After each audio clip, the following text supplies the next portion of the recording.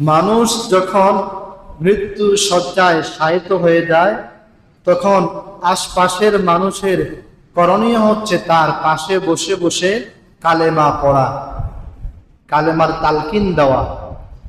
রাসূল করিম সাল্লাল্লাহু আলাইহি ওয়াসাল্লাম বলেন, লাকিনু মাউতাকুম লা ইলাহা ইল্লাল্লাহ। তোমরা মুমূর্ষ ব্যক্তির আশপাশে বসে কালেমার তালকিন করো, কালেমা পড়ো। কালেমা অনেক জোরে পড়বে না, আবার অনেক আস্তেও পড়বে না, মধ্যম আওয়াজে কালেমা পড়া।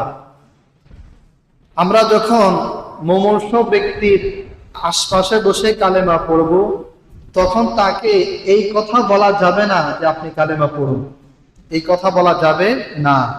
তার কানের মধ্যে আওয়াজ দিয়ে কালেমা পড়া যাবে না, বরং আশপাশে বসে আস্তে আস্তে আমরা কালেমা পড়ব, যাতে করে ছোট্ট করে আওয়াজ তার কানে যায়। কারণ কি, আমরা যখন ঘুম থেকে উঠি, কাঁচা ঘুম, তখন যদি কেউ কোনো কথা বলে আমাদের চেঞ্জ ঠিক থাকে না, এমন হয় না? তখন আমরা কি জানি, আমাদের মাথা তখন কাজ করে না। ঠিক একটা মানুষ যখন মারা যায়, সে পৃথিবীর সবচাইতে ভয়াবহ যন্ত্রণার কাছে থাকে, তখন তার মাথা আর কাজ করে না। আপনি যখন তাকে জোর দিয়ে বলবেন কালেমা পড়ো, সে যদি বলবে পড়বো না, তার মৃত্যু যন্ত্রণার কারণে, তখন সে কিন্তু বেঈমান হয়ে মারা যাবে।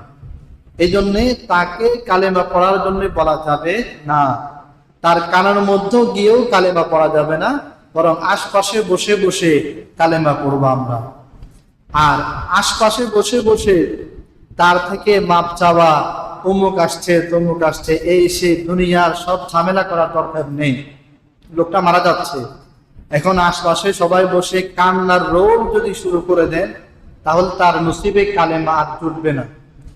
এই জন্যে আশপাশে আমরা একেবারে হই হুল্লোড়, কান্নাকাটি এগুলো কিছুই করব না, বসে বসে কালেমা পড়ব, লা ইলাহা ইল্লাল্লাহু মুহাম্মাদুর রাসূলুল্লাহ, এই মধ্যম আওয়াজে পড়ব।